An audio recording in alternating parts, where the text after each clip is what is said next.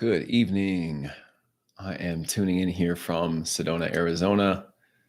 Actually, packing my bags to head down to Phoenix so I can fly out to Stavanger, Norway.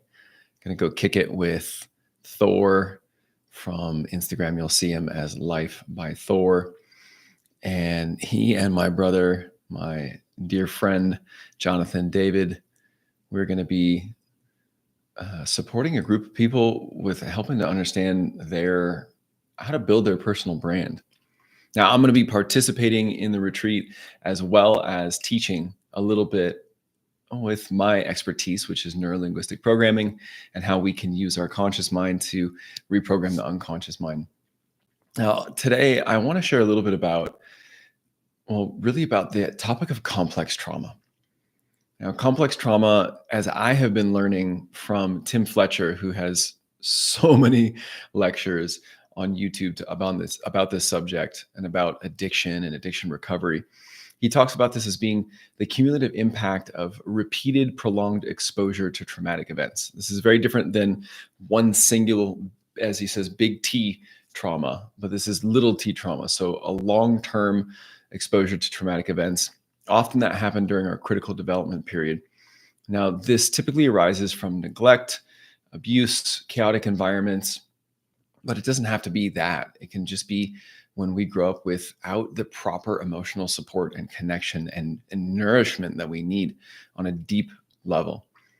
And all this stuff ends up creating emotional regulation issues, relationship difficulties, coping mechanisms, addiction, and even struggles with identity. And what I want to talk about is that relationship with those of us that came here as highly sensitive beings. Now, have you ever dealt with unhealthy coping mechanisms like addiction? And it could be anything from drugs, sex, unhealthy use of pornography, cigarettes, vaping.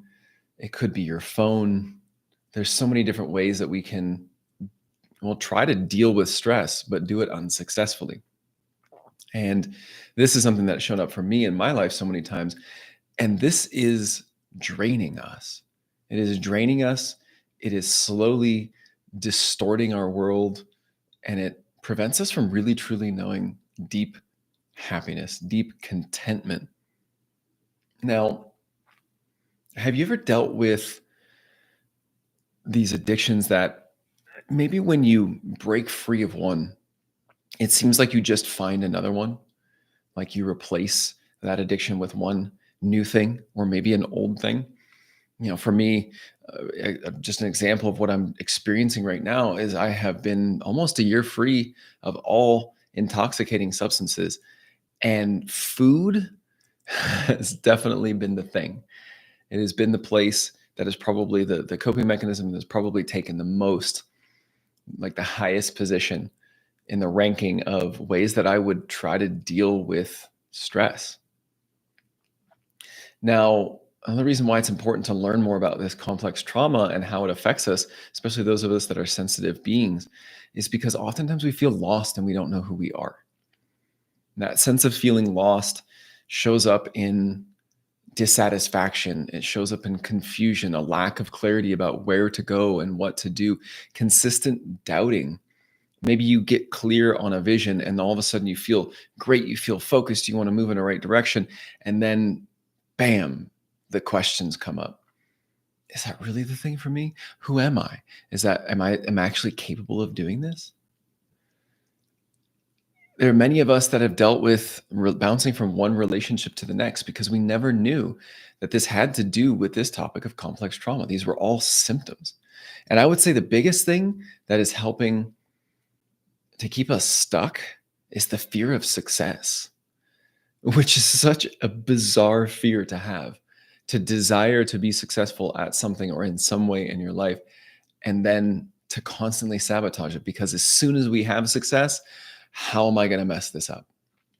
So I want you to stick around and learn a little bit more about this topic, about what highly sensitive people are, about what complex trauma is, and how you can I'm actually going to help you with some tips about how you can start to learn how to cope better, how to deal with those difficult and stressful emotions in a much more healthy and regulated way.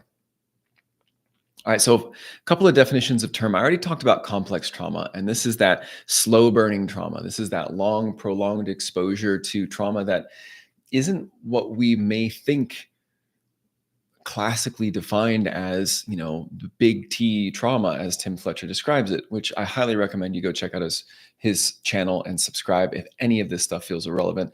He can hit you up with so many, probably listening to him is what it's done for me, is help me come to a tremendous realization about my patterns, and also just have moments where I feel a bit challenged by it, because it's like he hits the nail on the head almost a little bit too accurately.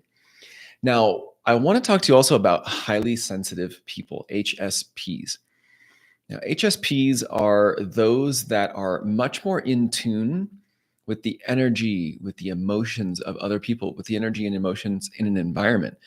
Think of it as the type of person, if you identify as this, you're the type of person that would be able to walk into any environment and it's like you can feel what's happening. And I don't know if you've ever had this experience where you walk into a room and you can tell that somebody had just been in a fight, or there's been some sort of a difficult conversation. I think about this. I remember not long ago that I was actually with my family, and I remember coming home and walking in the living room, and I could feel like something was off. And it turns out that there had been actually, it was that my aunt had finally passed. And it was like I knew before I was told, right? That is definitely a characteristic of somebody who is a highly sensitive person. Now, these people are so important, so important in this great awakening, this shifting of human consciousness, the leveling up that we are experiencing right now as a planet. And the reason is because we came here to feel. We came here to a planet to embody in a physical vessel, and a planet that has been so disconnected from emotion, from intuition, from the intelligence of our body, has been so disconnected from the wisdom in our body, the wisdom of the unconscious mind, the power of the earth, of nature, of the feminine energy that exists within all of us.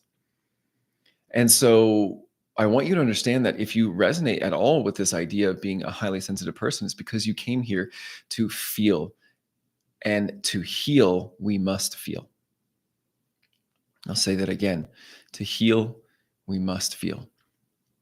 Now, it's good to have clarity about your purpose here. And also, you may not ever fully understand, and that's okay. But won't it feel good to have more clarity about your purpose? And I can assure you that if you're here right now listening to this video, you are here because you are here to help the healing process. You are here to break free from the chains of trauma, addiction, codependency, whatever it might be in your family that got passed down from generation to generation. And you get to be the chain breaker, because those that will come after us, our children, our children's children, they're the ones that are going to do the real work, building and creating and revolutionizing this planet. And none of it can occur if they keep inheriting the same stuff that you and I had to deal with. Now, the hard thing about complex trauma is the more that you learn about it, the more that you will probably start to, you will have to connect with your emotions. And one of the first emotions that's going to come up that you probably have been repressing most of your life is anger. And I guarantee you that a lot of that anger is going to be directed towards your family, your parents specifically, your culture, your educational system, the government, the society that you grew up in. And that's just the top of the emotions. Underneath the anger is always covering up something else, like sadness, like hurt, fear, guilt, shame. And shame is a big one that we carry. The shame that we are somehow not right, not good, that there's something wrong with us. And that is something that we need to resolve.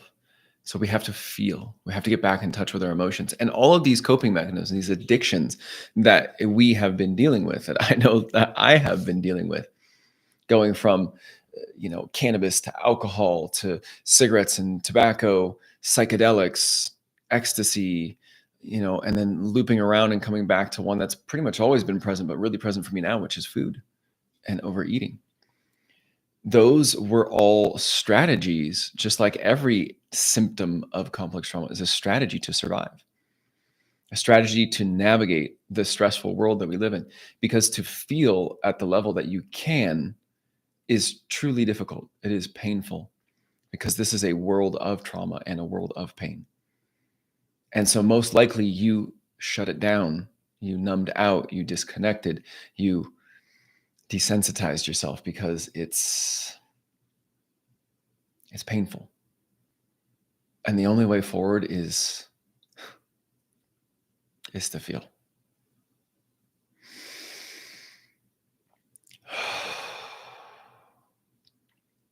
This is your service to the Great Awakening. This is your service to humanity, to the collective, to the expansion of consciousness, to the spirit that is here to be more felt and more present on this planet, to break the chains that your parents couldn't, to forgive them, to love them and accept them in their unknowing, in their lack of awareness, because your parents were not equipped with the awareness, the knowledge, the tools, the training to be able to help you as a highly sensitive child coming into this world. And please forgive them, because your resentment is only going to make your path harder. Now, I want to help you with some tips, because to be a highly sensitive person, to feel, but to have been so disconnected, you need to start to reconnect. And the first thing that you need to do is you need to learn how to deal with stress. And my recommendation is to get your top five coping mechanisms. And I mean healthy coping mechanisms. Not like the chocolate bar that I have been snacking on repeatedly, even though I have not wanted to, because I have been experiencing stress in anticipation of a flight, in anticipation of an uncomfortable and new situation in my life, in result of financial stress because of my impulsive spending, a symptom of complex trauma. So I'm going to give you a few examples. Deep breathing, box breathing is a fantastic, simple, easy to remember method. Equal counts: inhale, hold, exhale, hold. So imagine just drawing a box, a square. And you can do 4 seconds in each of those. You can do 6, 8 seconds, eventually building higher and higher. Inhaling, holding, exhaling, and holding out. This is used by the Navy SEALs and other military personnel to help them to gain control under stressful situations. So learn from the best and start to implement different types of breathing techniques.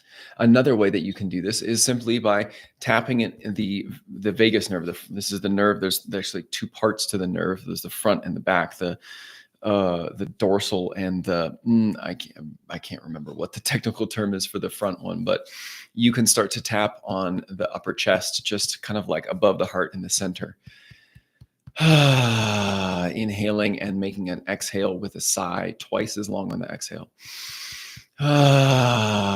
You can even, as Mantak Chia, a great Taoist teacher, says, ha, ha, ha, ha, ha, ha, say ha, almost like a laughing sound. You'll probably eventually get to laugh, and that will start to reset your nervous system. You can put your feet on the ground, bare feet on the ground, go outside and combine that with some breathing. You can go outside and do some sunbathing. You can meditate. And if your mind is going a mile a minute, I would highly recommend things like mantra meditation, guided meditations, or perhaps even working with binaural beats, or something that's going to help to entrain your brain and therefore your nervous system into a slower rate of frequency. Instead of being in like panicked beta state, you can go into alpha, theta, or even delta. If you want to learn more about those brainwave states, I highly recommend to go and find some videos on YouTube about that. That's very, very helpful for you to inform yourself about brainwave states and which ones are more stressful and which ones are good for calming down. Now, I would get your top 5. I'd find the things that are most effective for you, and these, again, are healthy coping mechanisms. This is not going into the fridge. This is not, um, you know, doing a line. This is not going and hooking up with somebody. This might be reaching out to a dear trusted friend, someone who you have informed in advance that, hey, asking permission, like, can I call you when things get a little rough? I also want you to start to practice patience, slowing things down, getting more involved in slow processes, things like learning, like martial arts, or studying a new technique, or studying a new method, a new thing that you have to learn that takes time. Maybe enrolling in a class or going to a weekly group, meditation group or something. You need to also start to develop healthy, trusting relationships slowly with people who deserve your trust, people who have earned your trust and who continue to earn your trust. And practice things like eye gazing, long holding and hugs, something where you can start to help your nervous system to feel at ease and at peace, because you didn't get that when you were a child and you've been stuck in that pattern since you were a little kid. And the last thing I could recommend for you is to, when you get those negative thoughts churning, the self-critical thoughts, maybe you even notice the behaviors that you're not wanting, make a journal of it, write it down. And then I encourage you at the end of the day to burn it safely, burn it and let that energy go. Get rid of it. You don't need to hold on to it.